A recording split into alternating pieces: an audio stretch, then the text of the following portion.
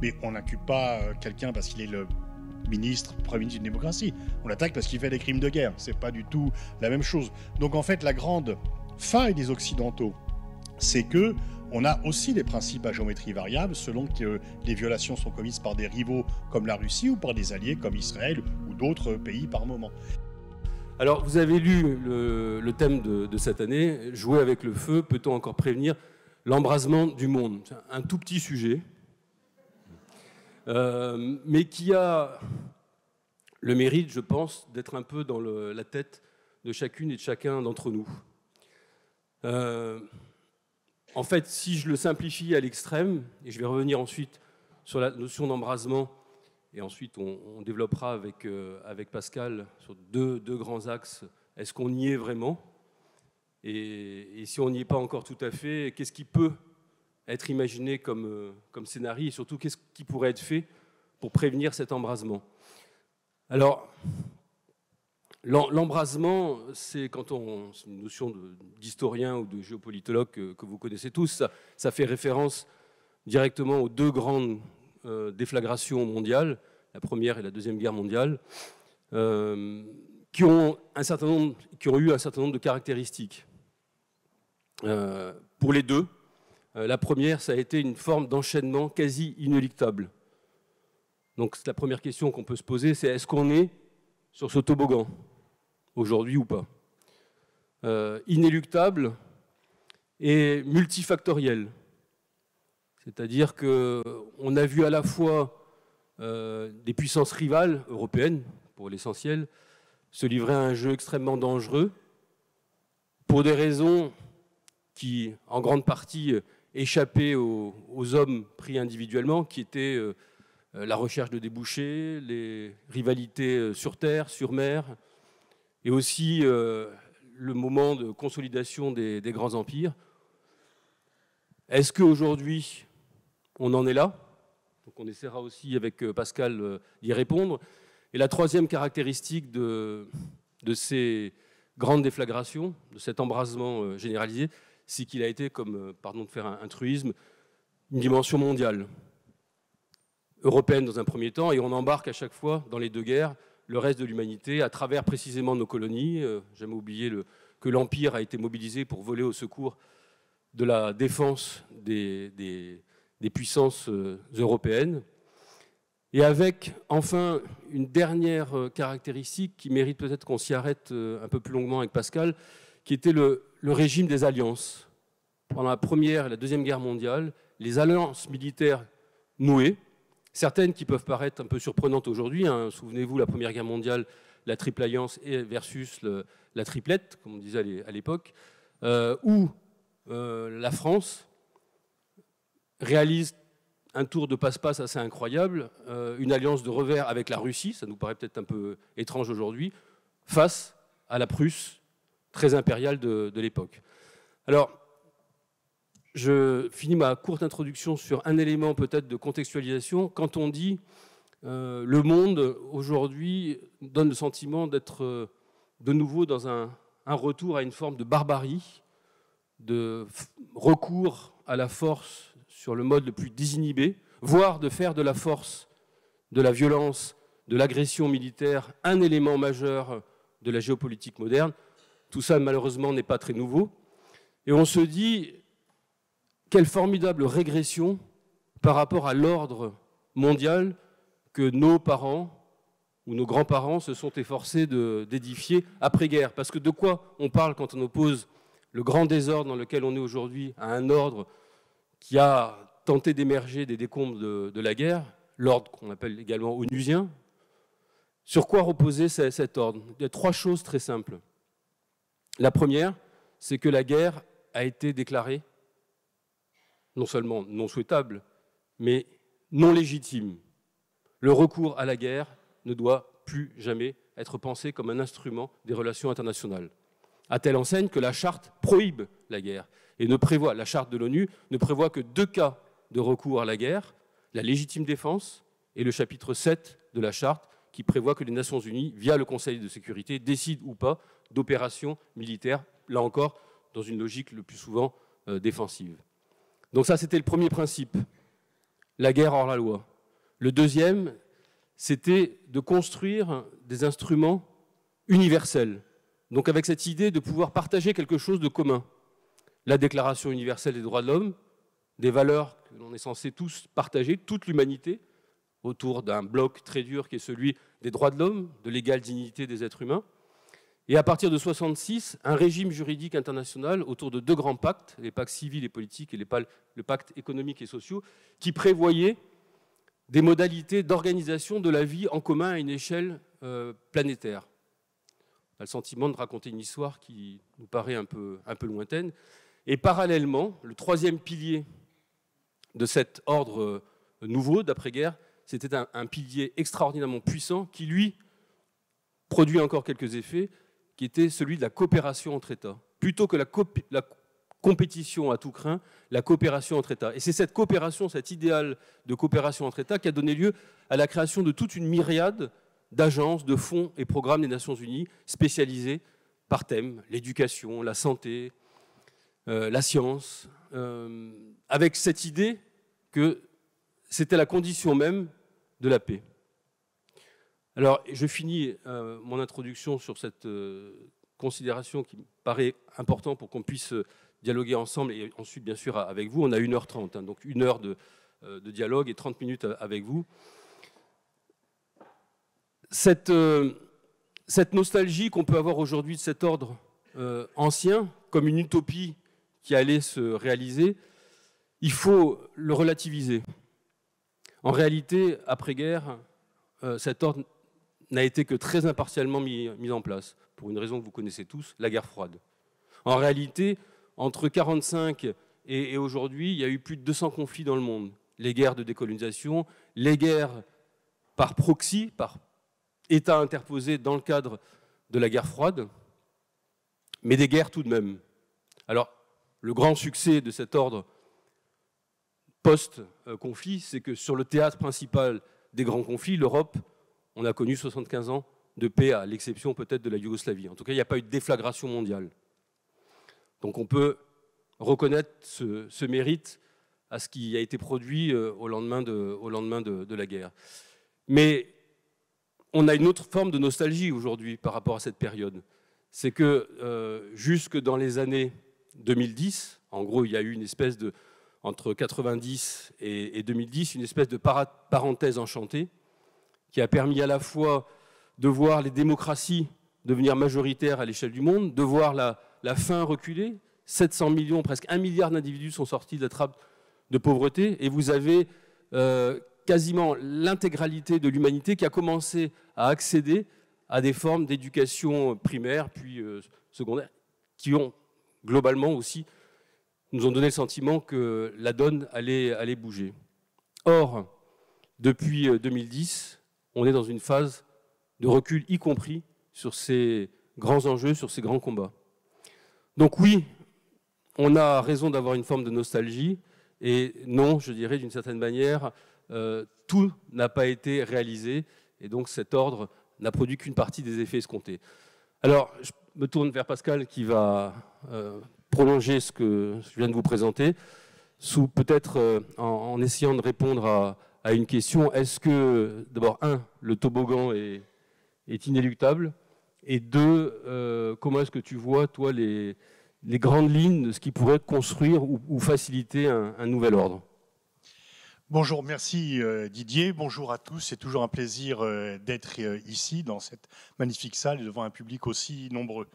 Alors, inéluctable n'est pas un mot que l'on doit employer, parce que la volonté politique peut toujours déclencher ou empêcher un phénomène.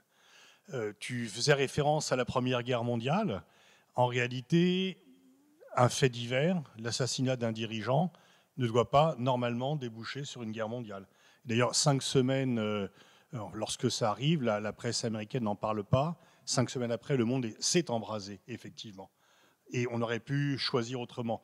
Dans les excellents livres d'histoire qui sont faits, on voit bien que ce que tu as parlé du jeu des alliances, et à chaque fois, ce qui a entraîné la Première Guerre mondiale, c'est que chaque puissance a voulu faire respecter sa crédibilité et qui a surréagi à un incident qui survenait en disant que c'était inacceptable et que la crédibilité était en cause, il fallait réagir, et ça a conduit à cet embrasement. La Seconde Guerre mondiale a été annoncée plus longtemps à l'avance, quelque part. Elle n'était pas non plus inéluctable, mais disons qu'un aveuglement, une faiblesse, et aussi finalement le coût humain de la Première Guerre mondiale qui a poussé à fuir des solutions de force qui auraient pu empêcher que Hitler, non pas prenne le pouvoir, mais qu'il se profite du pouvoir pour faire ça.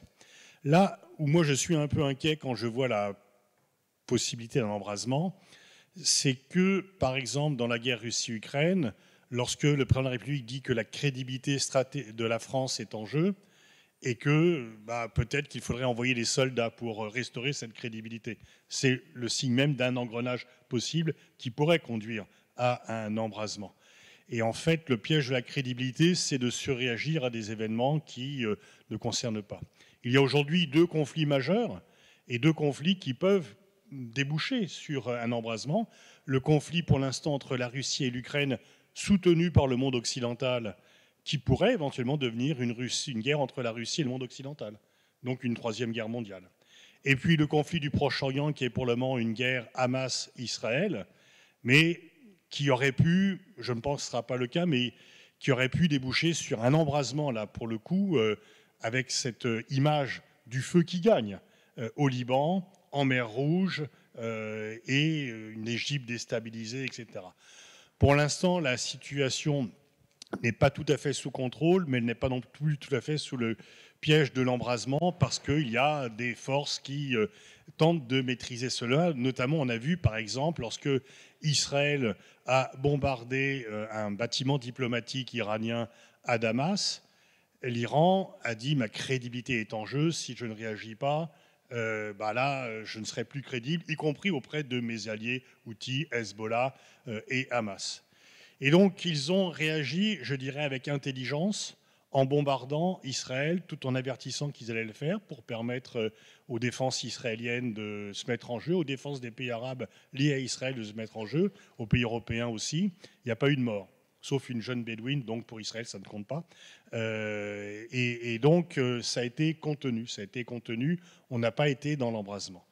Et puis, outre ces conflits, il y a d'autres conflits qui sont extrêmement dangereux, mortelle au Soudan, une guerre civile dont on ne voit pas tellement comment la communauté internationale pourrait mettre fin à une guerre qui oppose 2 généraux qui n'ont aucune idéologie, sauf de piller le pays pour leur propre profit sans penser à la population. Une autre guerre qui ne dit pas son nom en République démocratique du Congo, avec un pays autrefois victime du génocide et qui vient piller son pays voisin et qui l'a fait devant l'inaction des dirigeants de ce pays. Voilà, mais ça, on en parle moins parce que ça nous concerne moins, c'est beaucoup plus loin. Mais là... Pascal, juste une question. Qu'est-ce que tu penses des alliances actuelles, par exemple dans le cadre de la Russie-Ukraine? Tu parlais du toboggan. Est-ce que tu es d'accord pour dire qu'elles sont moins contraignantes aujourd'hui? L'Ukraine n'étant pas dans l'OTAN, on n'est quand même pas dans la même situation qu'en 14-18, où il y avait une automaticité des alliances. Comment tu vois ça? Non, parce qu'en fait, les alliances, elles ne sont pas faites pour être respectées. On ne les respecte pas toujours. On a voulu y aller. Et là, il y a quand même si l'Ukraine n'est pas dans l'OTAN, les pays occidentaux se sont tellement engagés en faveur de l'Ukraine qu'ils disent que la Russie ne doit pas et ne peut pas gagner. Mais quand on dit, comme le fait le président de la République à de nombreuses reprises, la Russie ne peut ni ne doit gagner la guerre, on confond le possible et le souhaitable. Le souhaitable, c'est que la Russie ne gagne pas la guerre parce que ça serait effectivement récompenser une guerre d'agression. Sauf que, et on en a parlé, j'ai fait une conférence sur l'Ukraine il y a 2 ans, ça a été aussi un des sujets l'an dernier, la Russie ne peut pas perdre la guerre parce qu'il y a des éléments factuels très simples. Il y a 4 fois plus de Russes que d'Ukrainiens. Et même si on livre des armes en quantité suffisante pour que l'Ukraine tienne, elle n'aura pas assez de soldats pour servir les armes, sans oublier le fait qu'à l'heure actuelle, les jeunes Ukrainiens veulent échapper à la guerre, qu'il y a une mobilisation générale au début de la guerre, dans la mesure où la souveraineté ukrainienne était en jeu et qu'il fallait défendre Kiev, mais qu'aujourd'hui, les jeunes Ukrainiens ne veulent pas mourir pour le Donbass. Quand on dit qu'on ne veut pas mourir pour le Donbass, tout de suite, c'est Marcel Déat, c'est la collaboration, etc. Il y a toujours des ponzades. Dès qu'on veut négocier, on est munichois. Dès qu'on ne veut pas élargir la guerre, on est effectivement collaborateur. Mais les Ukrainiens eux-mêmes, La plupart des Ukrainiens eux-mêmes, des jeunes Ukrainiens en tous les cas, ne veulent pas mourir pour le Donbass et font tout pour échapper à la guerre. Donc ça va être très compliqué, sauf effectivement envoyer des soldats. Et moi, ce qui me fait un peu peur, et quand vous dites ça, de vous opposer au président de la République, vous passez pour un lâche. Bon, moi, je me méfie des Churchill de comptoir. Des gens qui veulent envoyer les autres à la guerre, tout en sachant que ça ne les concerne pas, et qui prennent des positions martiales sur les plateaux télévisés où il fait chaud et on risque pas grand-chose. Et effectivement, je crois que ça serait une erreur tragique d'envoyer les soldats en Ukraine combattre la Russie, parce que si on les envoie, que se passe-t-il s'ils sont atteints par une frappe russe? On va dire notre crédibilité est en jeu, il faut réagir. C'est ça l'engrenage. Ça a été ça l'engrenage de la Première Guerre mondiale, un engrenage dans lequel on rentre et qu'on ne peut plus maîtriser parce que le contrôle vous échappe. Et ce n'est même pas une question d'alliance obligatoire ou pas. Il y a bien sûr l'article 5 de l'OTAN qui oblige les autres pays à venir au secours d'un pays attaqué. Mais là, on est tellement engagé avec l'Ukraine qu'on a fait plusieurs erreurs, dont celle de ne pas définir les buts de guerre des Occidentaux et de laisser Zelensky définir ses propres buts de guerre. Les buts de guerre, on les a peut-être indirectement définis quand le président Zelensky a proposé son plan en 10 points, dont 2 qui sont essentiels. C'est le retour aux frontières internationalement reconnues, donc les frontières de l'Ukraine avant l'annexion de la Crimée et avant l'annexion du Donbass, qui s'est faite de manière progressive, et avec deuxième exigence très forte, peut-être qu'on va y revenir aussi à travers les déclarations du procureur de la CPI, le souhait de voir, comme ça a été le cas au sortir de la Deuxième Guerre mondiale, un régime de réparation et des garanties de sécurité pour que l'Ukraine puisse ne plus vivre le cauchemar qu'ils vivent aujourd'hui. Oui, il y a grosso modo deux plans de paix. Celui-ci, soutenu par les Occidentaux, et les plans de paix brésiliens, chinois, indonésiens ou africains, cessez-le-feu immédiat, on verra les frontières plus tard. Plan qui est inacceptable pour l'Ukraine parce qu'elle dit j'aurais perdu du territoire. Le problème du plan de paix de Zelensky que l'on soutient, c'est que tout simplement, il n'est pas réalisable. Et que ceux qui, comme moi, disaient début 2023, il n'est pas certain que la contre-offensive ukrainienne réussisse, étaient traités de défaitistes. Elle n'a pas réussi, elle ne pouvait pas réussir.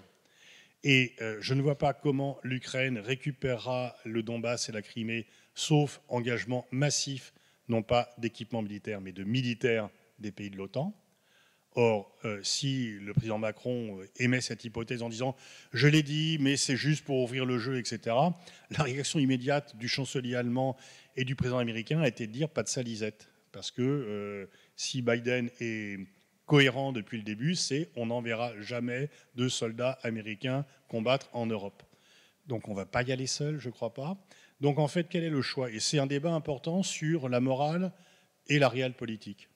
La morale voudrait que la Russie perde la guerre, que l'Ukraine récupère les territoires perdus et que Poutine soit jugé pour les crimes de guerre qu'il a commis et pour le crime ultime d'avoir déclenché une guerre sans raison et sans justification légale. Mais ça n'arrivera pas pour une bonne simple raison, c'est que la Russie a l'arme nucléaire et que personne n'ira chercher Poutine à Moscou. Et que donc Poutine vivra tranquille jusqu'à la fin de ses jours dans les murs du Kremlin ou de sa datcha à proximité. Donc on peut continuer à dire c'est la morale qui est en jeu et de continuer à soutenir la guerre, d'autant plus qu'on n'y participe pas directement et qu'une fois encore, les Churchill de plateau envoient des gens mourir pour eux rester. J'ai une scène un peu douloureuse avec une Ukrainienne qui défendait la guerre, il faut faire la guerre, etc. Dans la salle de maquillage, elle raconte « je reviens du Cap-Vert, c'était génial ». Et elle demande après, au fait, toi, tu vas au Festival de Cannes. Bon, d'accord, on peut soutenir la guerre comme ça parce que c'est pas elle qui est au front dans la boue depuis plus de 2 ans, pas être chauffée, subir cela. Je veux dire, quand on dit ça, on paraît pour défaitiste, pour collabo, etc. Mais l'Ukraine ne récupérera pas ses territoires. Donc on a le temps, on a le choix entre continuer la guerre et envoyer plus de gens mourir pour faire... Juste un instant, Didier, pour faire la paix à des moins bonnes conditions. L'Ukraine a refusé de mettre en œuvre les accords de Minsk. Si elle avait mis en œuvre les accords de Minsk qui prévoyaient tout simplement qu'elle accorde un statut d'autonomie interne, pas d'indépendance, d'autonomie interne, dans un cadre un peu, même pas fédéral, mais un peu d'autonomie au Donbass. Et une fois que ce statut est adopté, elle déploie son armée à la frontière russe. Elle n'a jamais voulu le mettre en œuvre en disant « cet accord m'a été arraché quand j'étais en position de faiblesse ». Si elle avait mis en œuvre, eh ben, il n'y aurait pas eu de guerre. Et elle se porterait mieux. En mars 2022, à Istanbul, ils sont prêts à accepter un plan en disant « cessez le feu et on verra la question de la Crimée d'ici 15 ans ». Et c'est là qu'apparaît Boris Johnson qui dit à Zelensky « n'accepte surtout pas ça, c'est un marché de dupes, on va vous aider, il faut lutter jusqu'au bout ». Si ce statut a été accepté, il y a eu beaucoup moins de morts et il n'y aurait pas eu une prolongation de la guerre. Donc oui, je veux bien entendre que arrêter maintenant serait injuste, illégal, mais continuer ne sera pas plus juste et va faire plus de morts. Or, où est la morale? Et en fait, s'il y avait un espoir, et moi quand j'interroge tous les militaires qui me disent non, ils ne pourront pas. Donc en fait, on dit qu'on va continuer la guerre alors qu'on sait qu'on ne va pas la gagner. Et j'étais, il y a un mois, à New York, je n'ai pas vu un Américain responsable, enfin, un Américain en poste ou dans le monde intellectuel qui croit à la victoire de l'Ukraine. Ils disent non, si, ça a duré longtemps, et puis bon, nous, on épuise les Russes, c'est bien comme ça. Donc en fait, voilà. Sur l'autre conflit... Est-ce que tu m'autorises juste, Pascal, sur la question, parce que je pense que ça intéresse tout le monde ici, la question, et on est dans un débat aussi qu'on essaye de... Voilà, philosophique, sur la question de la morale en politique étrangère. C'est un vrai sujet du siècle aujourd'hui, parce qu'il y a tout un courant de pensée qu'on appelle réaliste ou parfois aussi un peu cynique, qui considère qu'au fond, la géopolitique, ça n'est ou ça ne serait que des rapports de force et qu'à partir de là, on fait au mieux. Moi, je ne suis pas de cette école, pour une raison très simple. C'est comme en politique. Le verbe est performatif. Il dit une ambition, il dit aussi parfois un chemin. Et de la même façon, en politique étrangère, accepter le fait accompli, ça n'est pas de la politique. C'est reconnaître le droit du plus fort. Or, je reviens sur ce que je disais tout à l'heure, après-guerre, le régime qu'on a essayé de mettre en place est un régime qui, précisément, fait du droit l'arme suprême. La conformité au droit, l'acceptabilité de règles qui parfois nous arrangent pas, selon les circonstances, mais qu'on accepte globalement dans l'intérêt général. Et le réalisme de la politique étrangère dont on nous rebat les oreilles très souvent, ça n'est pas un réalisme, pour moi, Pascal. C'est une forme de défaitisme et d'acceptation devant le fait accompli. Et je te redonne la parole tout de suite, mais juste sur un point qui me paraît majeur. C'est que pourquoi, au moment du point haut de l'espoir de voir les relations internationales régulées de la meilleure façon, on a sorti cet outil extraordinaire qui a été la justice internationale, qui a pris la forme de la Cour pénale internationale. Pourquoi ? Parce que cet outil de régulation, il vise un seul objectif, c'est la lutte contre l'impunité. Qui que vous soyez, où que vous soyez, grand ou petit, africain ou russe, latino-américain ou européen, vous n'échapperez plus à la responsabilité de devoir rendre des comptes devant vos peuples, devant vos nations, devant la communauté internationale.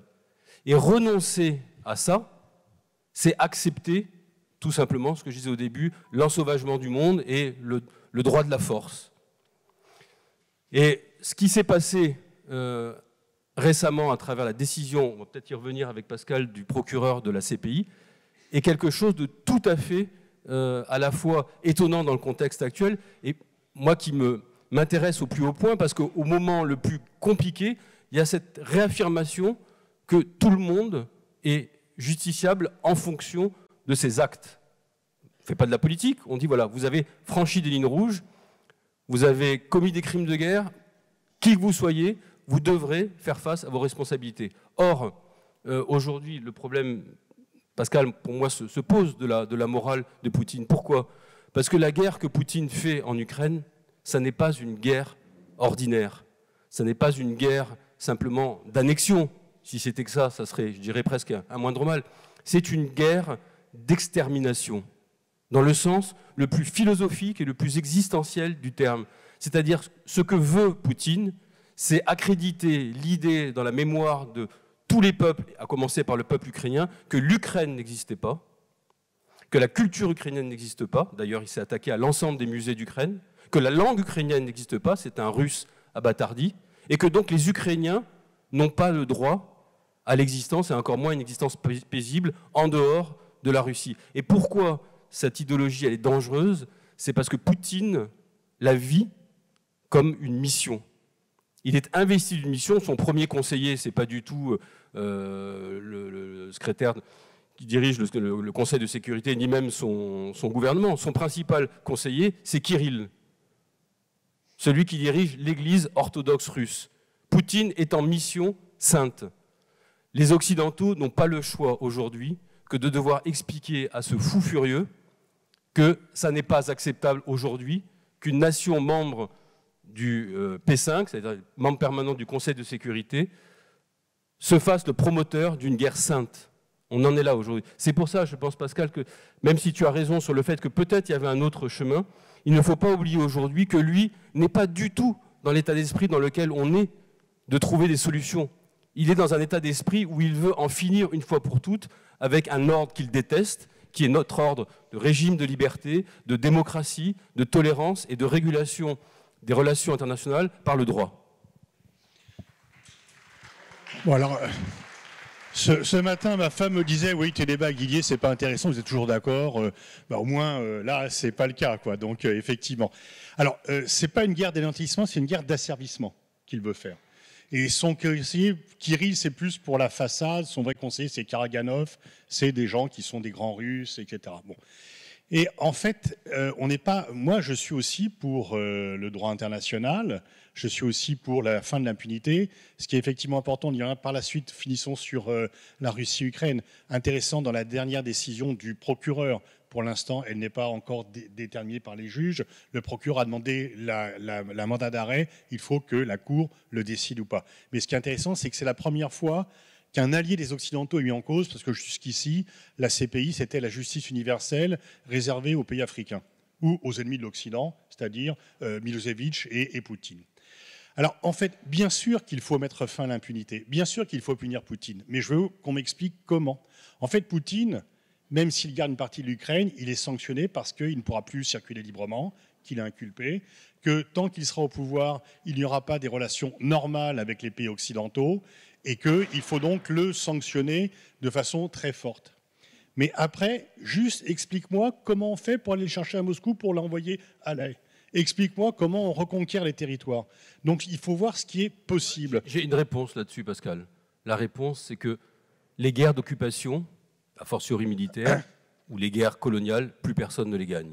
Et que la Russie va perdre, non pas par les armes, par le combat, elle va perdre par effondrement du régime et effondrement économique. Ça prend plus de temps qu'on imaginait, parce que les Russes ne sont pas débiles, ils avaient anticipé ce qui s'est passé. Donc au moment où on les a privés de pouvoir, vendre ou négocier en dollars, on les a interdits de pouvoir travailler sur le réseau SWIFT européen, ils avaient déjà commencé à basculer. Donc le coût financier de cette guerre pour eux est reporté. Et pourquoi est-ce que ça prend plus de temps? Parce que c'est une économie de guerre déjà, toute tournée vers l'industrie de l'armement, dans un régime qui est tout sauf démocratique, où les gens commencent à mon avis à tirer le diable par la queue. Et donc je crois que ça prendra plus de temps. Mais je ne pense pas qu'on gagnera, tu as raison, militairement la guerre contre la Russie, mais on la gagnera sans doute par un effondrement du régime. Bah, même ça, enfin, je le souhaite également. Je souhaite que la Russie redevienne ou devienne une démocratie. Mais donc, tu es d'accord pour dire qu'il n'y a pas de solution militaire à cette guerre? Ok. Bon, donc on est d'accord en réalité là-dessus. Bon, d'accord. Mais effectivement, il faut maintenir un régime de sanctions pour que ça ne passe pas crème. Pour qu'on dise il y a un prix à l'égalité, il y a un prix au viol, il y a un prix au crime de guerre, et on ne passe pas l'éponge là-dessus. Et donc, on n'aura plus de relations normales. Moi, ce que je préconise, c'est qu'on n'ait plus de relations normales avec la Russie tant que Poutine sera au pouvoir, pour ne pas faire comme s'il ne s'était rien passé. Sur, effectivement, les guerres d'occupation ne sont plus gagnables, sauf que là, la Russie occupe des régions où elle est populaire. C'est-à-dire que, normalement, si, par exemple, il s'était parvenu jusqu'à Kiev en 2022, il n'aurait pas tenu longtemps. On n'occupe pas un pays de 35 millions d'habitants avec 160 000 hommes. Il y aurait une résistance et ils auraient dû repartir bredouille assez rapidement. Là, la Crimée, en fait, 70% des gens sont pro-russes. Donc, il y a quelques combattants minoritaires. Bon, et dans le Donbass, la partie qu'ils occupent aussi. Et puis les autres sont partis. En fait, ceux qui sont attachés à l'Ukraine sont partis. Donc, en fait, la vraie question, c'est comment, en voyant une situation immorale, on peut parvenir à une solution acceptable.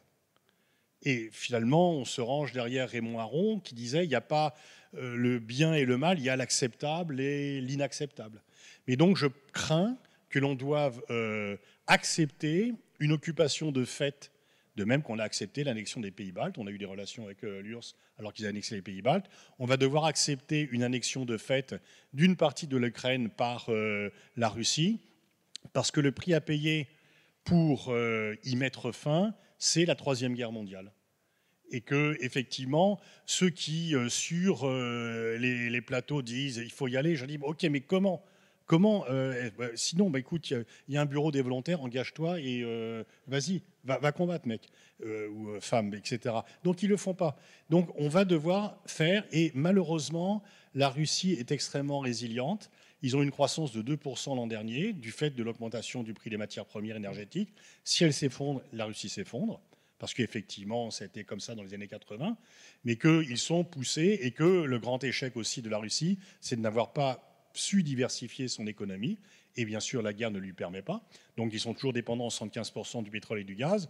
Et le plus grave échec de Poutine, c'est que son ultra-répression a fait fuir 1 million de Russes qui sont parmi les plus capables, parmi les plus doués, qui travaillent dans le numérique, qui travaillent dans les nouvelles technologies et qui vont nettement manquer à la Russie pour l'avenir parce que ceux qui sont immédiatement employables à l'extérieur sont dit je ne vais pas rester en Russie pour aller faire trouer la peau pour Poutine et en plus ne pas, si j'approuve sur les réseaux sociaux un poème qui est anti-guerre, je me retrouve en prison avec un jugement. Donc les meilleurs et les plus brillants sont partis. Et Poutine, qui avait déclaré il y a quelque temps que celui qui maîtriserait l'intelligence artificielle dominera le monde, la Russie prend un retard considérable dans cette nouvelle guerre. Donc la Russie est sanctionnée. Poutine, face au jugement de l'histoire, sera celui qui aura restauré la place de la Russie sur la scène internationale pendant 21 ans et qui l'aura fait dégringoler par la suite. Donc en fait, on est d'accord pour dire qu'il y a des solutions politiques et économiques, maintenir les sanctions, pas d'impunité.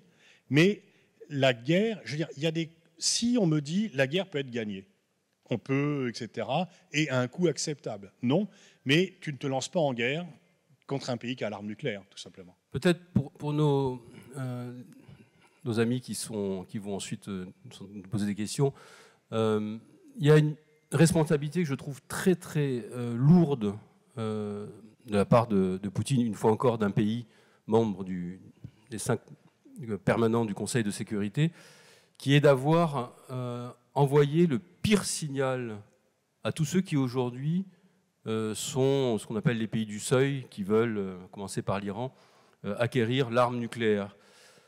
Il y avait un consensus pour dire qu'en gros, après-guerre, ce qui a maintenu la paix dans le monde, c'est peut-être moins, malheureusement, le régime tel qu'il a été envisagé par l'ONU, mais peut-être plus le régime de la terreur et la dissuasion et la bonne compréhension qu'on avait à l'époque pour que les puissances n'aillent pas jusqu'au point critique. Poutine a inversé une logique qui était essentielle à la paix. C'est qu'au fond, la dissuasion aujourd'hui ne sert pas à dissuader pour éviter la guerre, elle sert à faire la guerre. Vous avez l'arme nucléaire, vous pouvez attaquer et agresser de manière absolument terrible n'importe qui, puisque vous-même êtes à l'abri de toute mesure de rétorsion ou symétrique ou asymétrique. C'est terrible comme message. Ça veut dire que tous ceux qui rêvent aujourd'hui d'acquérir l'arme nucléaire ont des raisons additionnelles de le vouloir, à commencer par l'Iran, puisque c'est votre garantie de sécurité, non pas pour vous défendre, mais pour agresser. Ça, c'est un élément moi, qui m'inquiète beaucoup dans l'architecture internationale de sécurité. Il y a un deuxième élément qui m'inquiète énormément sur la dissuasion nucléaire, c'est que la dissuasion a été pensée d'abord et avant tout pour ne pas être utilisée. Or, aujourd'hui, il ne vous a pas échappé qu'il y a des manœuvres tactiques à la frontière ukrainienne de la Biélorussie et de Russie pour peut-être exprimer un message entre puissances nucléaires que c'est toujours là et que donc ne franchissez pas des lignes rouges.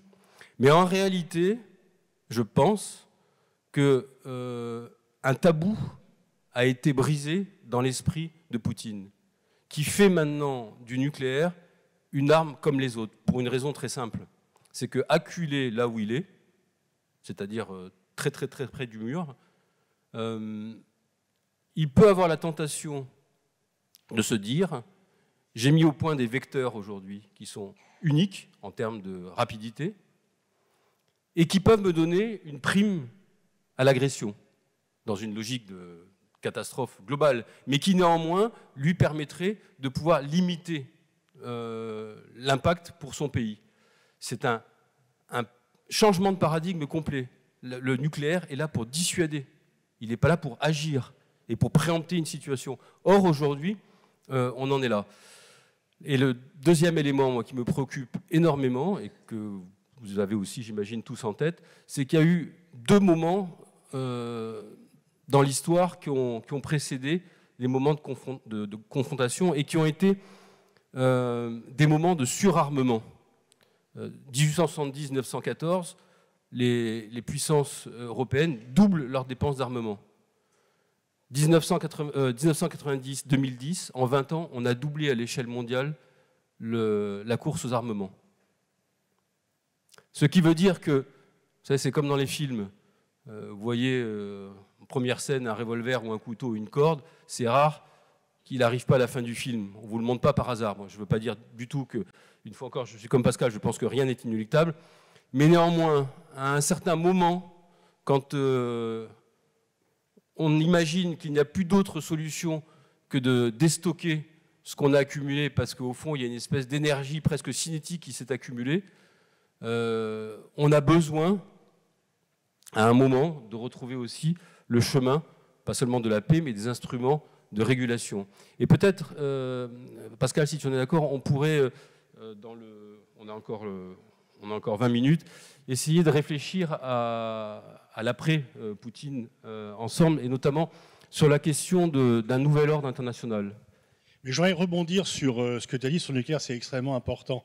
En fait, ce que fait Poutine, c'est une sanctuarisation agressive. Le nucléaire sanctuarise un pays. Donc la France a l'arme nucléaire, ils disent « vous venez pas m'emmerder ». Et le discours de Gaulle, c'était « on a moins d'armes nucléaires que les soviétiques, mais il suffit qu'il y en ait une seule qui arrive sur Moscou, on a la paix, donc c'est la décision du faible au fort ». C'était pas agressif, c'était juste défensif. Lui, Poutine, dit « j'ai l'arme nucléaire, donc je peux attaquer mon voisin, puisque personne n'ira me chercher, etc. » Et effectivement, il a relancé la prolifération, puisque les gens se disent « c'est génial l'arme nucléaire, on peut faire n'importe quoi, on n'est jamais emmerdé ». Mais nous-mêmes avons relancé la prolifération. On dit souvent que le dirigeant nord-coréen Kim Jong-un, il est irrationnel. Non, ce jeune homme est tout à fait rationnel. Il se dit que si Kadhafi ou si Saddam Hussein avait eu l'arme nucléaire, il n'aurait jamais été renversé, il serait toujours vivant et au pouvoir. Pourquoi on a fait la guerre du Kosovo en 1999 en disant c'est inadmissible, on massacre des gens, et puis à côté il y avait la guerre en Tchétchénie, où il y avait beaucoup plus de massacres, il y avait beaucoup plus de tortures, de viols, etc. Et on s'est dit, oui, non, mais là, quand même, parce que la Yougoslavie n'avait pas l'arme nucléaire et que la Russie l'avait. Si la Yougoslavie avait eu l'arme nucléaire, il n'y aurait jamais eu la guerre du Kosovo. Donc oui, tout le monde sait ça, que le nucléaire peut protéger. Alors maintenant, comment bâtir ? On a loupé plusieurs occasions. On a loupé la Première Guerre mondiale, c'est la SDN, c'est aussi la clause d'égalité raciale qui est refusée. Donc c'est effectivement la guerre, Seconde Guerre mondiale, tu l'as dit, la guerre froide. Et puis, après la fin de la guerre froide, le nouvel ordre mondial est vite passé en miettes parce que chacun a voulu, et notamment les États-Unis, dominer le monde. Je dis souvent, la guerre que Poutine a lancée contre l'Ukraine, elle est sans excuse, mais elle n'est pas sans cause. Elle aurait pu être évitée si on avait traité la Russie autrement. Donc elle est sans excuse, elle n'est pas sans cause. C'est une formule que j'emprunte à Jean-Louis Bourlange sur la guerre de Gaza, mais qu'on pourrait mettre là-dessus. Alors, en fait, comment faire l'après-guerre ? Là, on a une puissance qui monte, la Chine, qui conteste très fortement la domination américaine et occidentale, et une puissance qui veut plutôt tout casser, comme la Russie, parce qu'ils sont dans le revanchisme et qu'ils n'ont pas les moyens de la Chine, et que ce n'est pas une alliance, mais disons que pour les Chinois, c'est très bien ce que font les Russes, parce que ça vient perturber l'ordre international et que ça vient un peu affaiblir les Occidentaux. Et je dirais c'est aussi très bien ce que font les Israéliens du point de vue chinois, puisque les Occidentaux sont pris à leur piège d'avoir donné des arguments moraux pour dire il est tout à fait inadmissible de bombarder des civils en Ukraine, et d'avoir dit mais Israël a un droit inconditionnel à se défendre, et donc pour la bataille du Sud global, pour la bataille d'influence dans le Sud, la Russie et la Chine peuvent avancer par rapport aux contradictions des Occidentaux qui mettent en avant la morale. Et on voit bien, tu as parlé de l'impunité, tout d'un coup les États-Unis qui ont voulu se réfugier dans le droit international disent ah mais il est inadmissible de mettre sur le même plan le Hamas et on n'a pas le droit d'inculper le ministre d'une démocratie. Mais on n'inculpe pas quelqu'un parce qu'il est le ministre, premier ministre d'une démocratie. On l'attaque parce qu'il fait des crimes de guerre. C'est pas du tout la même chose. Donc en fait, la grande faille des Occidentaux, c'est que on a aussi des principes à géométrie variable selon que les violations sont commises par des rivaux comme la Russie ou par des alliés comme Israël ou d'autres pays par moment. Et que si on veut gagner la bataille de la cohérence par rapport au Sud, il faut que l'on soit plus cohérent nous-mêmes et qu'on n'ait pas ce double discours dont les pays du Sud sont conscients, parce qu'ils sont informés. C'est pas comme auparavant on disait bah oui ils y connaissent rien, de toute façon on arrive dans le village, on coupe 3 têtes, on les met au milieu, tout le monde se calme. Ça marche plus ça. Donc et tous les pays qui étaient indépendants juridiquement sont maintenant souverains politiquement, et donc ils n'acceptent plus de suivre notre agenda. On a pris des sanctions contre la Russie, aucun pays du Sud n'en a pris parce qu'ils disent mais c'est votre problème. Vous nous sanctionnez aussi, on ne va pas vous suivre, on va défendre nos intérêts. 150 pays, je le dis pour équilibrer les choses, ont quand même condamné à l'Assemblée générale de l'ONU la Russie. Mais là où Pascal a un point, c'est que les grands émergents, c'est-à-dire les fameux pays, soit qui sont dans les BRICS, Brésil, Russie, Inde, Chine, Afrique du Sud, y compris des démocraties, mais aussi des démocraties, bon, l'Inde est une démocratie, les grands émergents, tous ces pays, aujourd'hui, ce ne sont pas, n'ont pas volé au secours de la Russie, mais se sont désolidarisés de prises de position occidentales qu'ils ont jugées soit ne pas être conformes à leurs intérêts, soit ne regarder que les Occidentaux. Donc là, on a un vrai point de faiblesse et on a un véritable angle mort sur lequel il faut que les Occidentaux réfléchissent. Je fais écho à ce que disait Pascal sur le 2 poids 2 mesures qui nous a idéologiquement, moralement, considérablement affaiblis. Il faut qu'on sorte de ça en tenant compte également peut-être d'une chose qui est extraordinairement basique, c'est que après-guerre, je reviens à la charte qui a été signée et inventée par moins d'une centaine de pays. Aujourd'hui, on a 193. 50. Combien 150 50, oui. Et, au moment des décolonisations, on est arrivé à une centaine. Aujourd'hui, on est à 193. Bien sûr qu'aujourd'hui, une des clés pour retrouver de la régulation et de la force au droit, c'est de rééquilibrer la régulation mondiale. C'est bien évidemment de faire entrer au Conseil de sécurité ceux qui aujourd'hui contribuent à la richesse des nations, soit par leur démographie, soit par leur production intérieure brute. Jusque dans les années 80, l'Occident, pour faire court, faisait l'essentiel de la richesse mondiale. Au début des années 80, la Chine avait un PIB de 500 milliards. Ils sont aujourd'hui à presque 20 000 milliards. Donc c'est quelque chose, c'est une révolution à l'échelle de l'humanité qu'un seul pays ait réussi à occuper si vite une place aussi prominente. On ne peut pas ne pas l'acter dans l'architecture internationale. Aujourd'hui, si vous prenez le G7, donc qui réunit les 7 puissances occidentales les plus puissantes, ça ne fait plus qu'à peine la moitié du PIB mondial. En revanche, quand vous réunissez en G20, c'est-à-dire les grands émergents, vous avez les 2/3 du commerce et les 90% pratiquement de la richesse mondiale. Donc il y a un directoire aujourd'hui autour de l'Occident, mais aussi autour de ces grands pays émergents. Et ce directoire du G20, aujourd'hui, il faut pouvoir lui donner, je pense, enfin je parle à mon nom personnel, je vous rassure, il faut pouvoir lui donner une traduction dans l'architecture internationale. Alors cette traduction, elle peut se faire à plusieurs niveaux.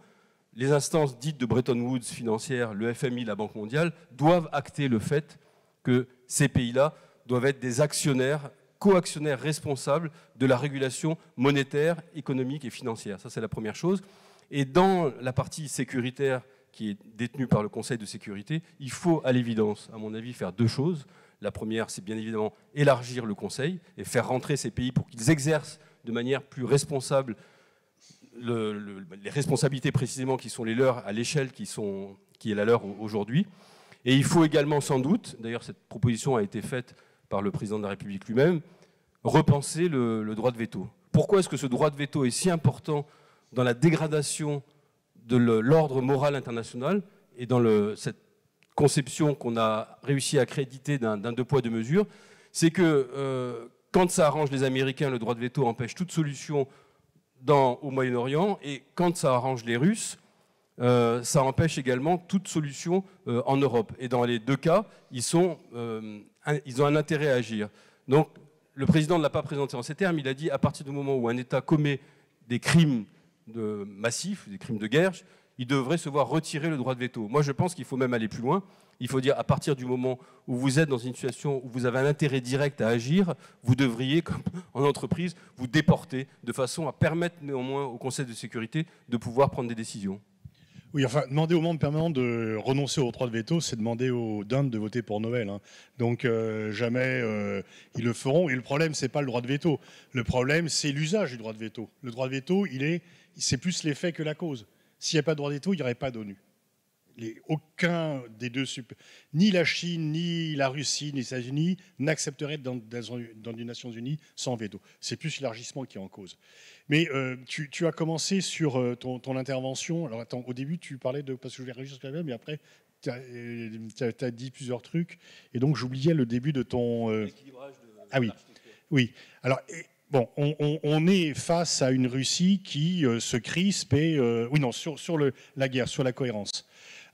Beaucoup de pays du Sud disent « mais vous êtes contre la guerre de la Russie contre l'Ukraine, mais vous avez soutenu la guerre en Irak ». Et la guerre de 2003 en Irak a été aussi un élément dans le Sud de prise de conscience que le droit international n'était pas toujours respecté et que les garants occidentaux de ce droit international s'en affranchissaient très volontiers lorsque ça les intéressait. Et moi, je pense, même si c'était des amis qui étaient au pouvoir à l'époque, que la guerre du Kosovo de 99 a été une erreur qui annonçait la guerre de 2003. Hubert Védrine a dit c'est une exception, c'est pas un précédent, mais enfin quand même. Mais 2003, tu es d'accord, c'est l'hubris d'un seul pays, les États-Unis. Pas d'un seul. Souvenez-vous à l'époque, la France s'était opposée. Oui, donc nous, on a été dans une conception où on était parfaitement conscient que cette forme d'unilatéralisme à tout craint nous précipitait. La France a sauvé l'honneur du monde occidental à ce moment-là.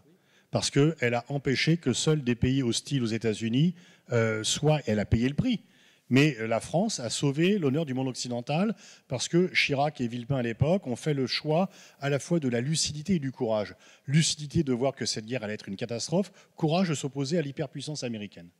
Et ça, c'était vraiment extrêmement important et ça a été fondateur parce qu'effectivement, à l'époque, la France était le pays occidental le plus populaire dans le reste du monde. Ce n'est plus le cas aujourd'hui. Ce n'est plus le cas parce qu'on n'a pas cessé de reculer sur les principes et d'accepter des accommodements avec les principes. Donc on a perdu une grande partie du lustre que l'on avait. Moi, je ne suis pas spécialiste d'une région, donc je vais un peu partout. Mais après 2003, c'était génial, enfin, sauf aux États-Unis. Mais sinon, quand elle est partout, tu étais, avant même d'avoir pris la parole, le fait d'être français te rendait populaire. On a plus... La demande de cours d'apprentissage de langue française auprès, vous savez, de nos lycées français, de nos instituts, a explosé. À ce moment-là, tout le monde voulait apprendre le français. Bon. Et donc, comment revenir à un État ? Je veux dire, il ne faut pas penser que les Russes vont devenir européens et les Chinois vont devenir occidentaux. Donc, il y a deux problèmes différents qui sont extrêmement importants pour l'avenir du monde. Enfin, trois, en fait. Les trois clivages, on l'avait déjà un peu évoqué l'an dernier, c'est un clivage monde occidental-Russie qui existera tant que Poutine est au pouvoir, un clivage ouest versus est qui s'élargira, qui s'approfondira si les Occidentaux continuent à avoir un double discours. Et là, effectivement, la CPI, le message, c'est la justice est la même pour tout le monde, occidental ou non, ou alliés occidentaux ou non. Et le troisième clivage, c'est Chine-États-Unis. Est-ce que les Américains vont accepter que la Chine continue à les rattraper, voire les dépasser un jour, ou est-ce qu'ils vont dire, comme tout numéro 1 qui est un peu en position de faiblesse, je vais attaquer le numéro 2 avant qu'il ne vienne trop fort, parce que ça serait irrémédiable. Un des problèmes, c'est que les États-Unis n'acceptent pas la montée en puissance de la Chine, et l'un des problèmes, c'est que la Chine, qui avait jusqu'ici une émergence pacifique, a maintenant une émergence affirmative, voire agressive. Ce qui n'était pas le cas avec Deng Xiaoping ou avec les prédécesseurs, avec une Rin Tao.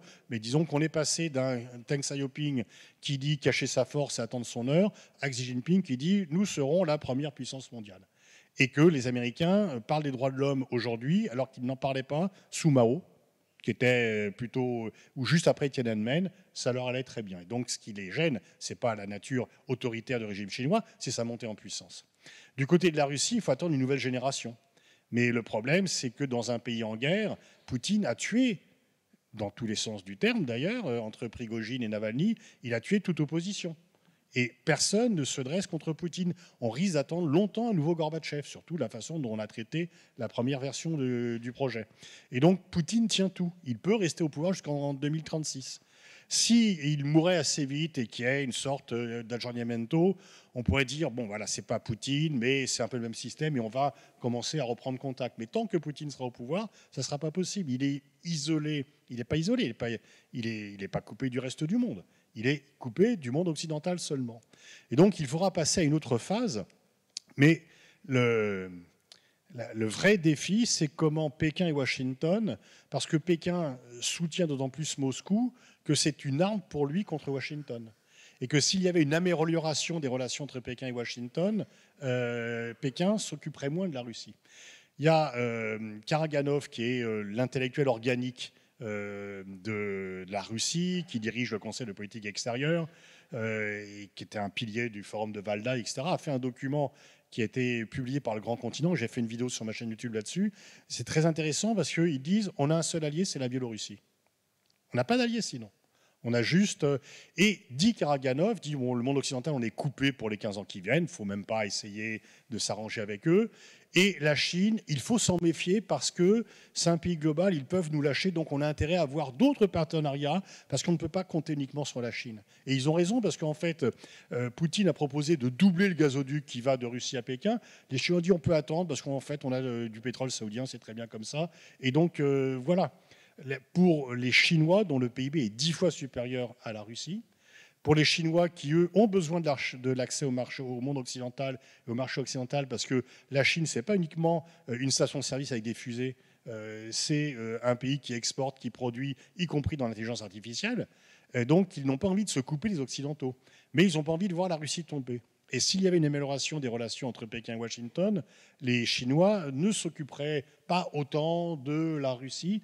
Et donc voilà, est-ce que on va enfin comprendre dans le monde occidental qu'on a perdu le monopole de la puissance qu'on a eu pendant 5 siècles, qu'on a asservi le reste du monde en prônant toujours des principes. C'était pour les évangiles, on apportait la civilisation à coups de trick et de tête coupée, et maintenant on amène la démocratie à coups de B-52. Bon, donc en fait, soit on accepte que le monde est divers et que les autres ne sont pas comme nous.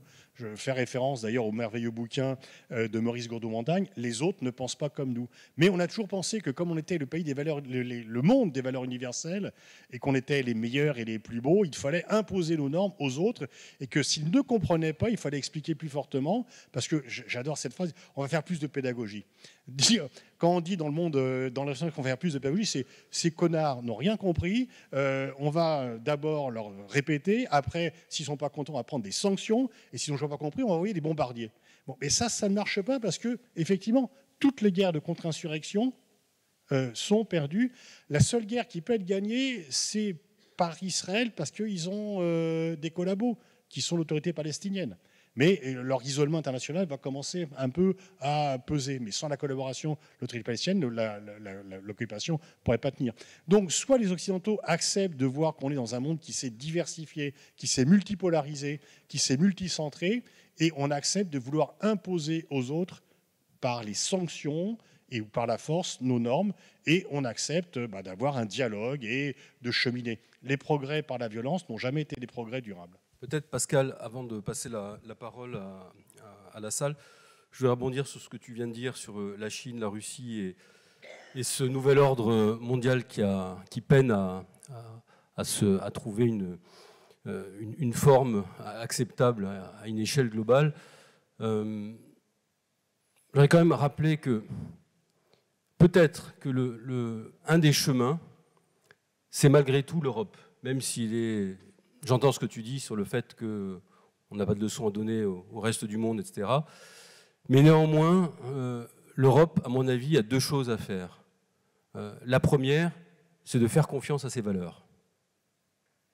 Elles sont compliquées, nos valeurs, elles sont attaquées, elles sont affaiblies de l'intérieur par nous-mêmes, nos valeurs de démocratie, nos valeurs d'intelligence, nos valeurs de raison, la foi en la raison, si j'ose dire, qui est de moins en moins partagée.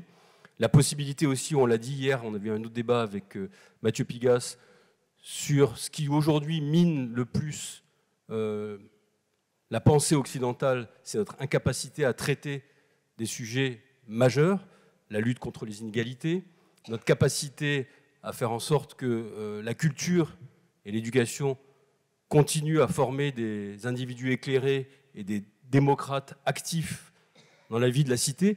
Tout ça, je pense qu'il faut qu'aujourd'hui, l'Occident l'assume davantage, le réaffirme, non pas pour donner des leçons, mais pour expliquer qu'au fond, c'est sans doute un des seuls chemins possibles, qui est compliqué, qui est fragile, qui fait des allers-retours, mais néanmoins, c'est un chemin. Et pourquoi est-ce que c'est un chemin essentiel aujourd'hui dans le contexte de monter aux extrêmes des tensions partout?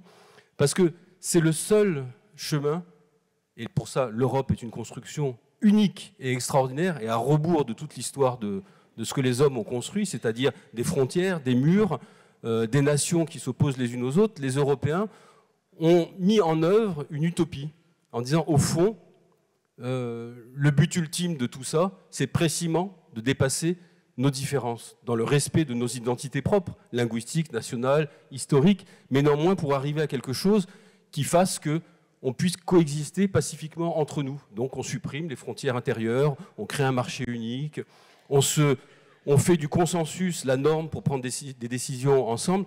Cette construction européenne, elle n'existe nulle part. Nulle part, les États, spontanément, renoncent à des prérogatives de souveraineté en les transférant à des instances tierces pour construire la paix. Et ça, je pense que les Européens doivent en être fiers et l'affirmer non pas comme des valeurs occidentales qui seraient des valeurs qui donnent des leçons, mais comme des valeurs de paix. Mais là, si on s'arrête là, on commet une erreur tragique. Parce que ce modèle-là, on ne peut le défendre qu'à une seule condition, c'est en étant forts nous-mêmes, comme j'ai dit, sur nos bases, mais surtout en étant forts tout simplement en tant que puissance. Et le grand enjeu pour moi de la paix pour demain et de la régulation internationale telle qu'on l'a évoqué avec Pascal, c'est que l'Europe accepte, c'est en cours, de devenir ce qu'elle doit être aussi, c'est-à-dire une puissance qui maîtrise sa défense, qui a une autonomie de décision, une puissance qui maîtrise sa souveraineté économique, sa souveraineté industrielle. Le Covid nous a montré que c'était possible de réintégrer des chaînes de valeur de façon à ce qu'on n'ait pas à dépendre des Chinois. Vous savez que les Chinois, il y a 3 ans, importaient plus de semi-conducteurs que de pétrole en volume brut rapporté en dollars. Ça veut dire quoi? Ça veut dire qu'on a encore une guerre technologique qui fait rage et où l'Europe peut encore trouver sa place. Donc moi je pense qu'une des façons de bâtir cet ordre international, c'est à la fois d'être ce que l'on est, de ne pas rougir, de ne pas en avoir honte, sans être donneur de leçons, mais surtout en faisant en sorte que dans un combat qui est extrêmement aujourd'hui difficile, on se dote aussi des moyens d'affirmer cette puissance européenne.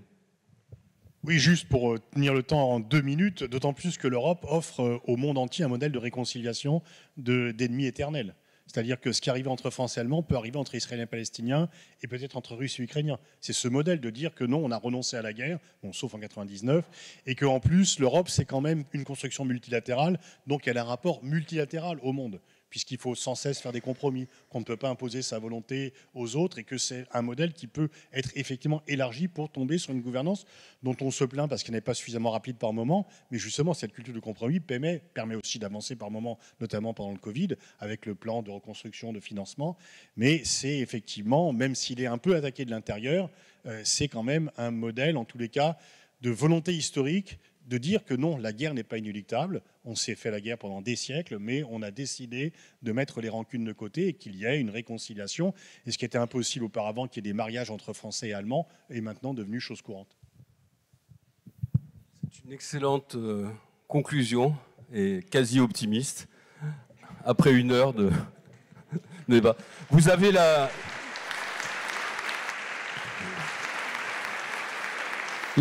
parole est à vous. Alors je ne sais pas comment... Voilà.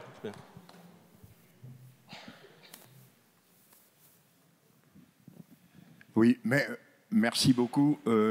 Est-ce que vous pourriez, s'il vous plaît, replacer ce que vous dites dans une perspective rétrospective historique beaucoup plus longue, parce que quand on vous entend parler du produit intérieur brut, mais enfin, le produit intérieur brut je ne sais pas quel siècle, 8e, 10e siècle, c'était l'Asie. L'Occident, c'était rien du tout. Donc, il y a eu un grand cycle économique et on a basculé de l'Orient vers l'Occident actuellement. Donc maintenant, on est préoccupé par l'Occident parce qu'on y est. Mais est-ce que vous pourriez intégrer ça, s'il vous plaît, dans la discussion? Ce n'est pas exactement le sujet, mais enfin quand même. Non, mais vous avez raison de rappeler qu'en réalité, le berceau de l'humanité et de la civilisation telle qu'on le connaît aujourd'hui, il est plutôt né sur les rives de l'Anatolie ou en Mésopotamie, où en fait le grand moment de bascule de l'humanité, c'est le moment où on passe de cueilleur-chasseur à celui d'agriculteur, avec ce que ça veut dire de sédentarisation, de construction du capitalisme dans sa version la plus élémentaire, c'est-à-dire on stocke, que ce soit des grains, on invente des moyens d'échanger et petit à petit on essaime tout autour de la planète. Au XVIIIe siècle, au moment de la Révolution, il n'y avait que deux grandes puissances dans le monde. C'était la France, qui était une puissance agricole, démographique, la Chine, qui ensuite a connu un repli. Donc vous avez raison de dire que le monde n'est pas d'abord et avant tout occidental, mais il se trouve que c'est l'Occident qui a réalisé à la fois les grandes percées conceptuelles, le siècle des Lumières, mais aussi des grandes percées industrielles, scientifiques, technologiques, qui ont assis assez durablement, pendant quasiment 2 siècles, sa domination sur le monde. L'Occident n'a pas toujours dominé le monde, mais effectivement, la Chine était la première puissance mondiale au début du 19e siècle, avec un tiers du PIB mondial. Mais c'était une Chine démondialisée, qui était l'empire du milieu.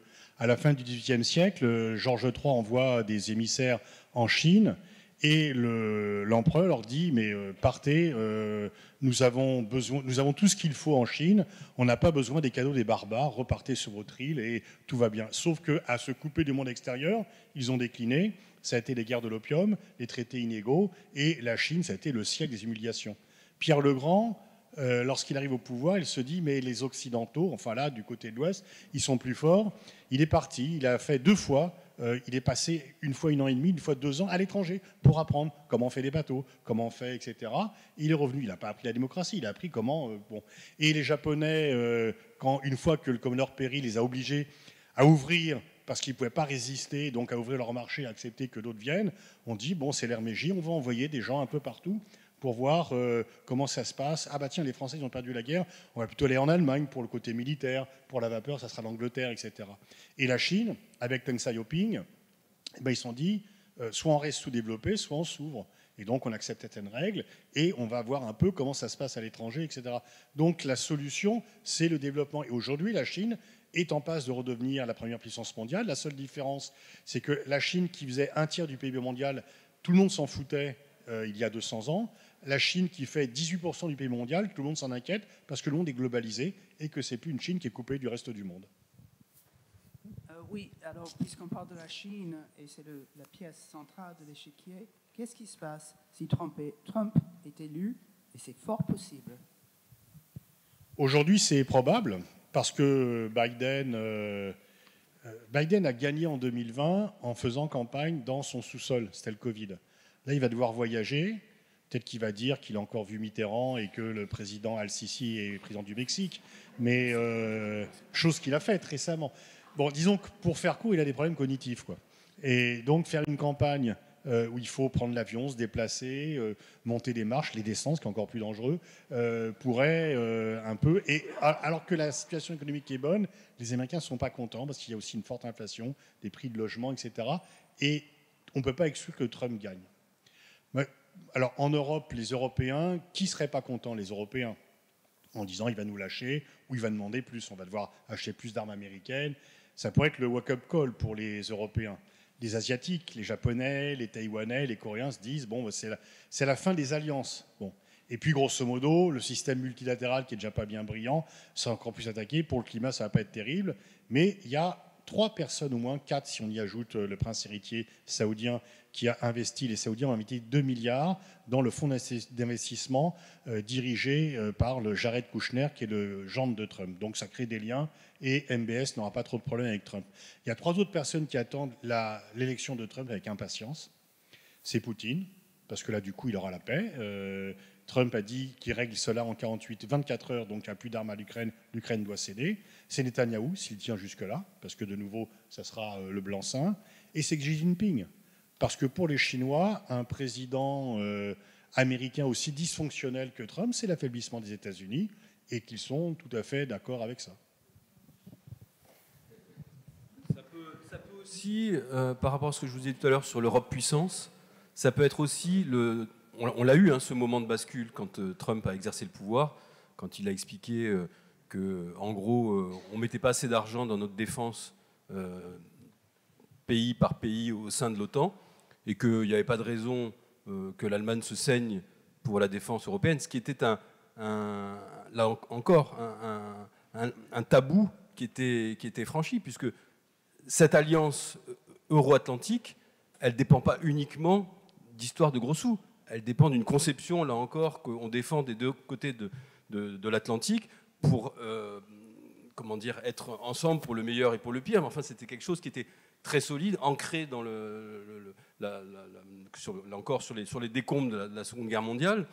Et en disant ça, il ramène tout à des considérations extrêmement triviales, financières. Donc les Européens ont réalisé qu'avec un ami comme ça, ils n'avaient pas besoin d'ennemis, et que donc il valait peut-être mieux commencer à investir nous-mêmes dans notre propre défense. Et ça a enclenché toute une série de décisions qui ont encore des effets aujourd'hui. Mais c'est clair que si Trump est réélu, je pense que ça va accélérer pour nous l'obligation de parachever ce qui aujourd'hui est à un stade encore embryonnaire. Donc quelque part, c'est une très mauvaise nouvelle, je pense, pour l'humanité tout entière. C'est le drame, en fait, beaucoup. Moi, quand j'étais à l'ONU, mes collègues africains, asiatiques, etc., disaient toujours, en fait, aux États-Unis, il faudrait qu'il y ait une élection universelle. C'est-à-dire que tous les êtres humains vivants sur cette planète devraient pouvoir voter. Parce que quand les Américains font des conneries, tout le monde en paye le prix. Tu parlais de 2003, l'Irak, qui est quand même le point historiquement bas de la conception. Alors c'était W.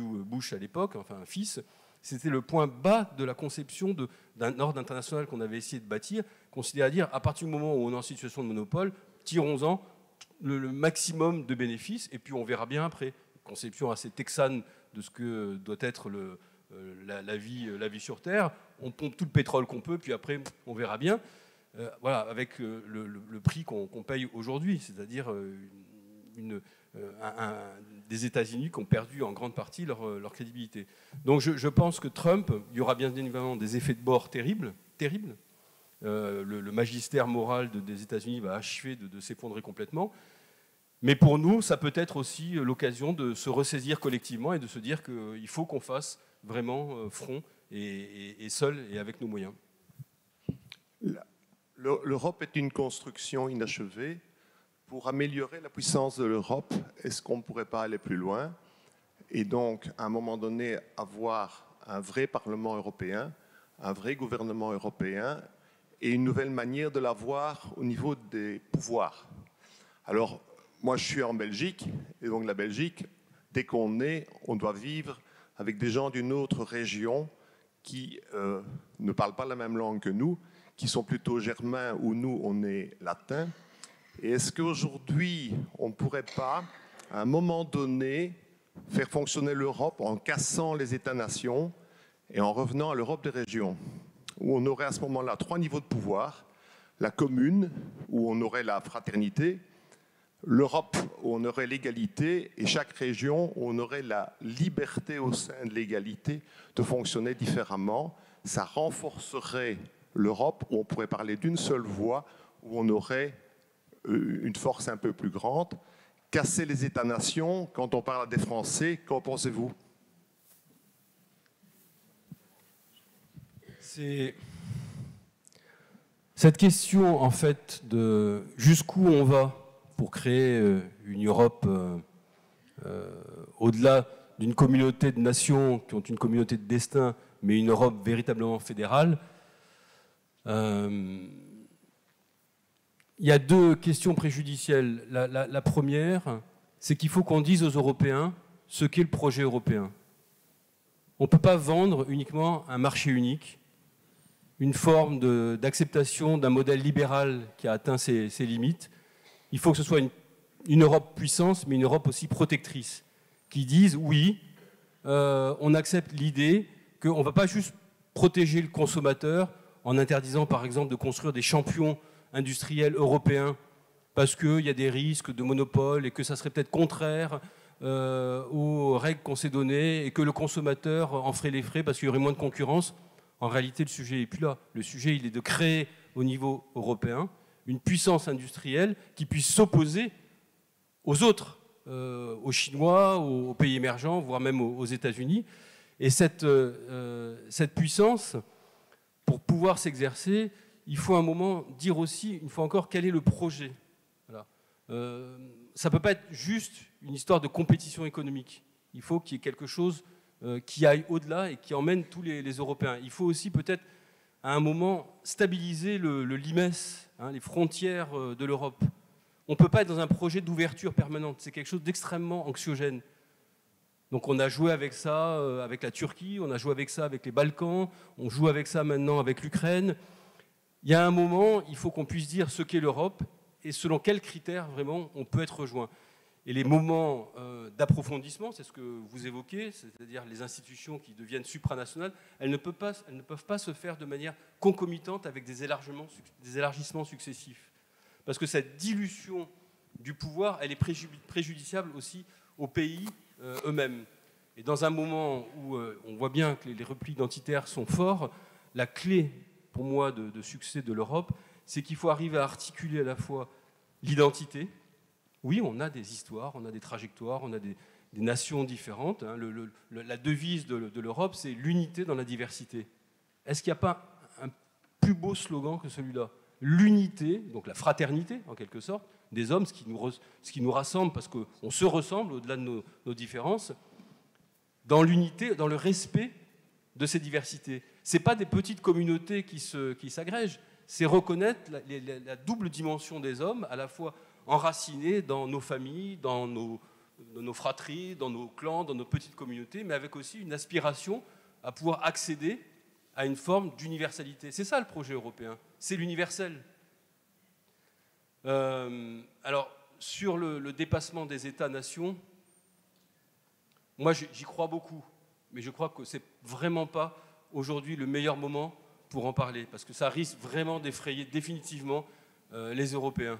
Donc il faut peut-être y travailler lentement, mais le premier travail qu'on doit faire en Europe, c'est de mieux définir notre projet, un projet de protection qui soit aussi un projet alternatif à la simple doctrine néolibérale qui consiste à dire laissez faire, laissez circuler et tout ira bien. Bon, on voit bien que c'est pas comme ça. Le peuple le plus proche de nous, qui en est le plus vite revenu de cette histoire, enfin tardivement aussi, sont nos amis allemands, qui ont cru pendant longtemps, notamment avec leurs grands voisins russes, que le doux commerce de la mondialisation suffirait à garantir la paix, que donc ils pouvaient ne pas avoir d'armée ou très peu, et tout ça sous le parapluie de l'OTAN. Bon, on voit bien que ça ne marche pas, et que cette paix, il faut la construire différemment. Ça ne suffit pas. Je ne dis pas qu'il faille renoncer aux règles du libre-échange commercial, mais en tout cas, il faut se doter d'instruments de régulation qui soient beaucoup plus puissants. On n'est pas à armes égales avec les Chinois, ou avec...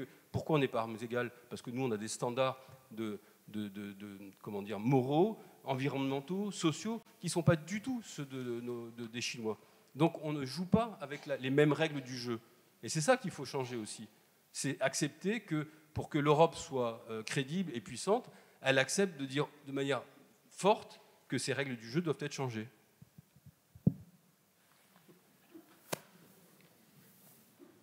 Excusez-moi. Vous avez laissé entendre que le Donbass et la Crimée étaient perdus pour l'Ukraine. Vous avez également parlé éventuellement de la volonté de Poutine qui était l'asservissement de ce pays. Mais alors, quid de Odessa, qui a été voulu par Catherine la Grande et qui a été gouverné, qui a eu pour premier gouverneur le Bordelais Richelieu? Il y a une inquiétude à avoir parce que Poutine pourrait pousser jusqu'à Odessa pour empêcher l'accès à la mer de l'Ukraine et faire la liaison avec la Transnistrie, voir la Moldavie. Donc là, il y a une réelle inquiétude. Donc il est très important d'envoyer des équipements militaires aux Ukrainiens pour qu'ils puissent se défendre. et que ce n'est pas de la faute des Européens si les Américains ont bloqué pendant 6 mois l'aide qu'ils devaient envoyer pour des débats internes. Et c'est aussi, là, par contre, pas de la faute des Occidentaux si les Ukrainiens, pendant très longtemps, ont refusé de mettre en place des défenses en disant on ne va pas mettre en place des défenses parce qu'on veut reconquérir. Et si on met en place des défenses, ça veut dire qu'on accepte de se défendre et de ne pas de contre-attaquer. Et que le choix qui a été fait par les généraux ukrainiens de privilégier la contre-attaque au lieu de mettre en place ce qu'ont fait les Russes. En fin 2022, ils sont très en danger. Eh ben, ils ont mis des défenses partout, des mines, etc. Les Ukrainiens n'ont pas pu avancer. Les Ukrainiens n'ont pas fait cela, ce qui est une erreur. Mais il y a effectivement une inquiétude par rapport au Odessa. Vous avez parfaitement raison.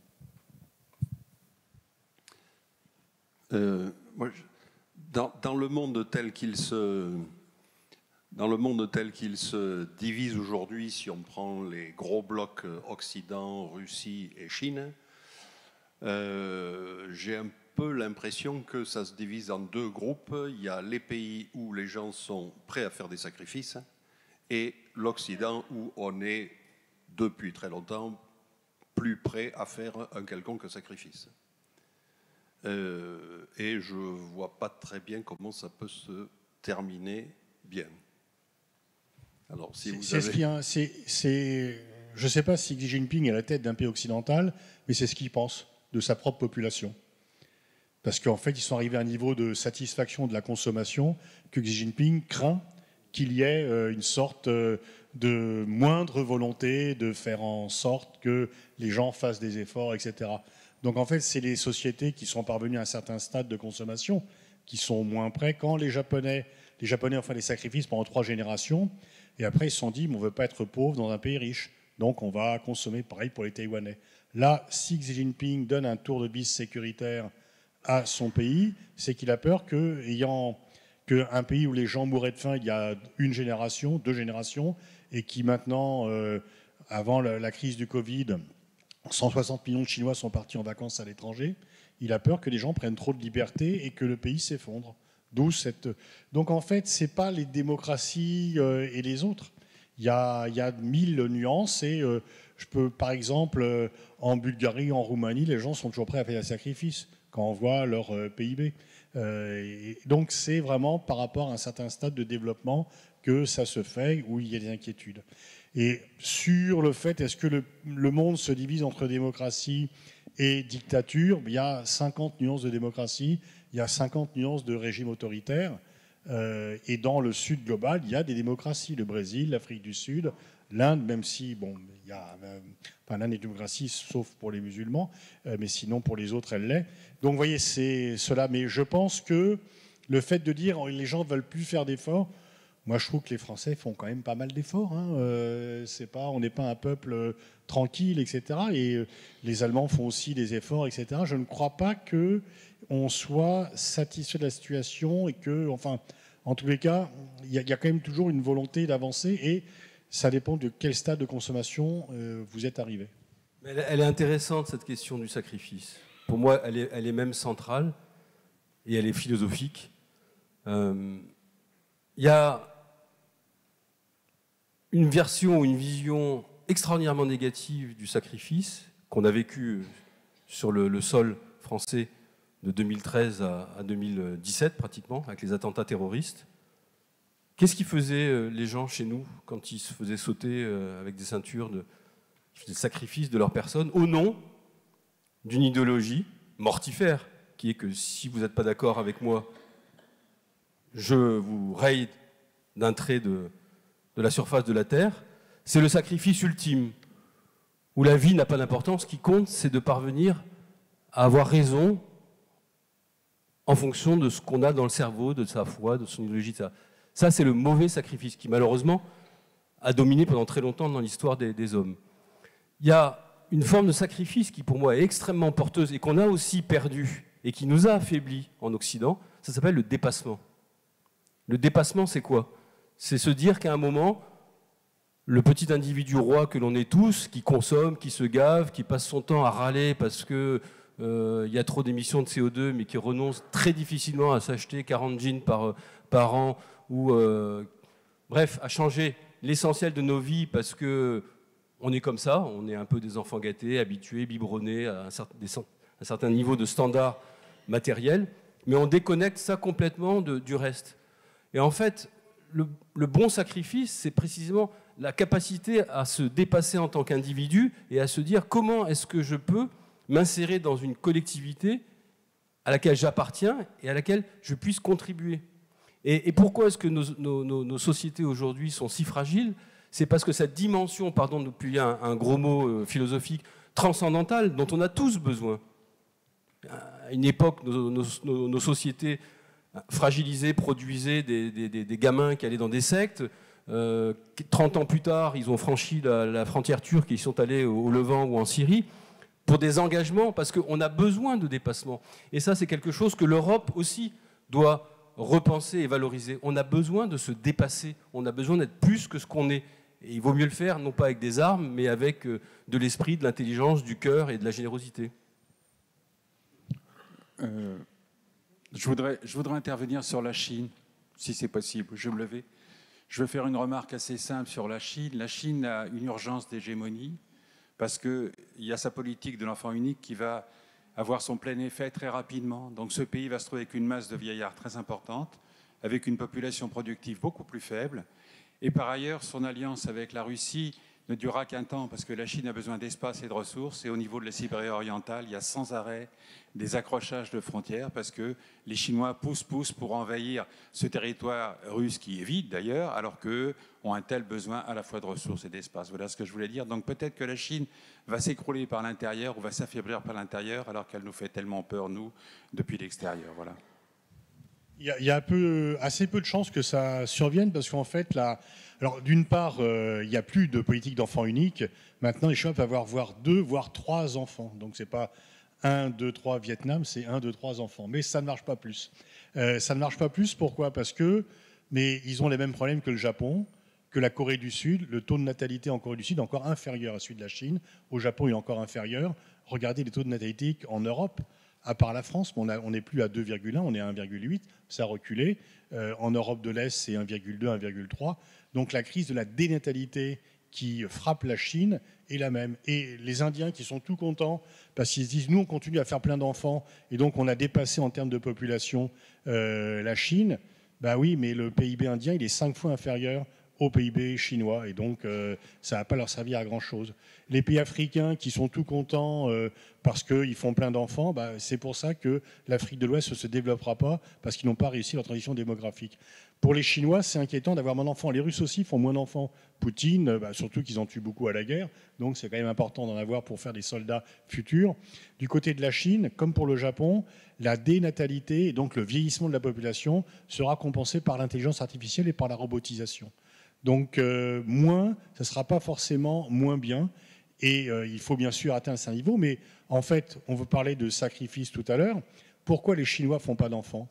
Parce qu'un enfant, c'est 30% du budget.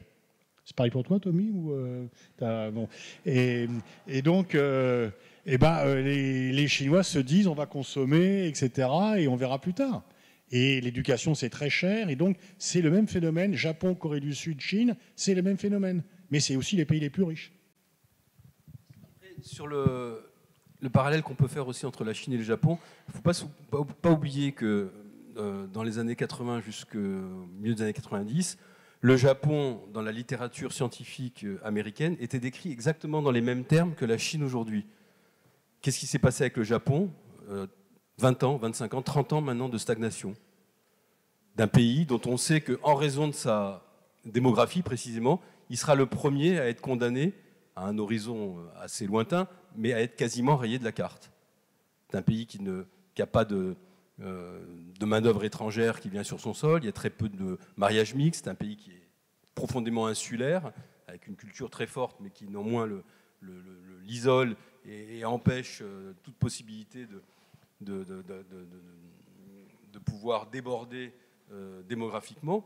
Et la Chine, vous avez raison, sera le pays le plus vieux, le plus jeune en un temps le plus court.